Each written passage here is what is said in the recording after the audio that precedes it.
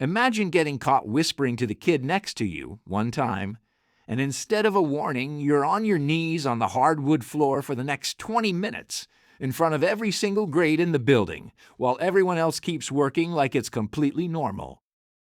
Because it was normal. That wasn't one cruel teacher having a bad day. That was standard classroom discipline, and it happened in schools across this country well into the 1930s. Now imagine that same kid also walked 2 miles to get to that classroom, in the cold, before the sun came up, and when he got there, his first job wasn't sitting down. It was chopping wood, because the only heat in the whole building was one stove, and if nobody fed it, nobody was warm, not the 6-year-olds up front, not the 14-year-olds in the back. That wasn't some rare hardship story. That was just what school was for millions of American kids less than 100 years ago. Sit down. Let's talk about what going to school actually used to mean. Kids now complain about a 7:15 bus, or about a cafeteria that ran out of pizza.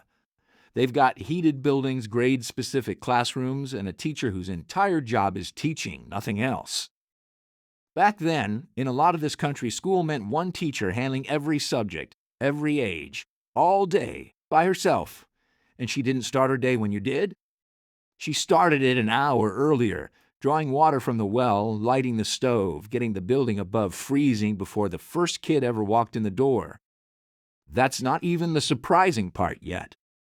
You picture old-timey school, and you probably picture the 1800s. It wasn't. This exact setup was still completely normal into the 1930s and 40s. One room, one teacher, every grade, 6 years old to 14, crammed into the same space, breathing the same air, sharing the same single stove.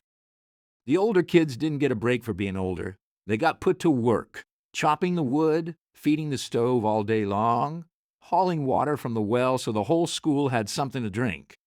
The teacher physically could not run the entire building alone, so the oldest students basically kept it running for her, on top of doing their own lessons. And that stove was carrying more weight than you'd think. In a lot of these schools, right up through the early part of the 1930s, the bathroom wasn't inside the building at all. It was an outhouse out back, in every kind of weather. It actually took a federal construction program, later in the decade, to start replacing those outhouses with anything indoors. The government had to step in with an actual program just to get rural school kids a working bathroom. Forget the bus. A lot of these kids walked. Miles, some days in real weather, with no such thing as a snow day, because the teacher had already gotten there before you and lit the fire regardless of what the sky was doing.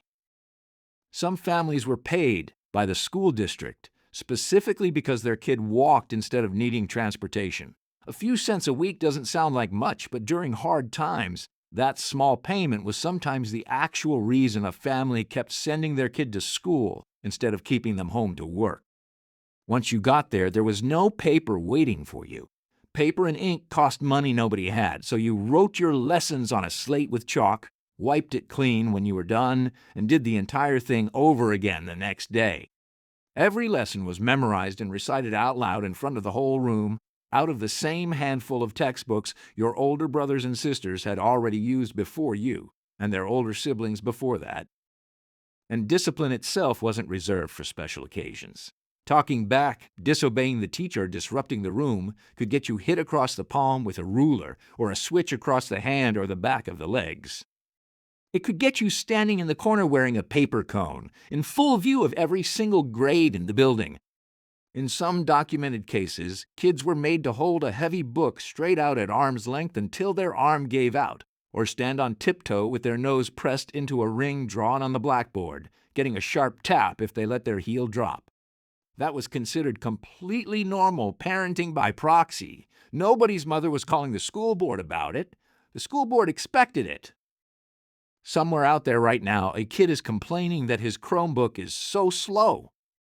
Compare that to a kid rewriting the same lesson for the 4th time on a slate in his coat because the stove hasn't caught yet and neither has the feeling in his fingers.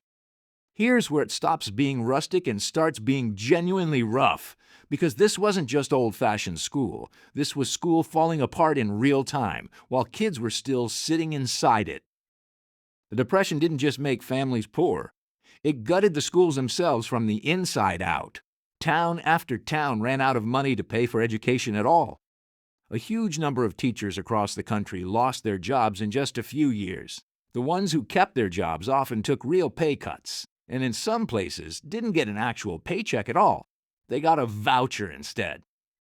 A piece of paper that basically said, "We'll pay you eventually," while they kept showing up and teaching anyway because somebody had to, and walking away wasn't really an option for most of them either. Districts owed so much money by the middle of the decade that some schools just closed, not for a snow day. For good, some shortened the entire school year to save money.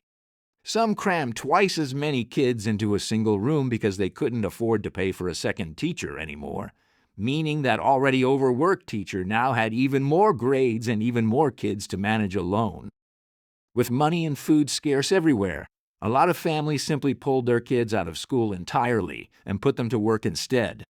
Not because education didn't matter to them, because survival came first, and a kid working the farm was a kid the family could actually keep fed. Nobody was showing up to enforce attendance laws when half the town was in the exact same position. So picture that fully.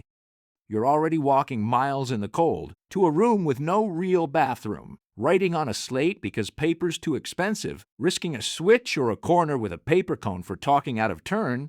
And on top of all of that, there's a real chance your family pulls you out entirely, not because you did anything wrong, but simply because the family needed another set of hands more than they needed you sitting in that classroom.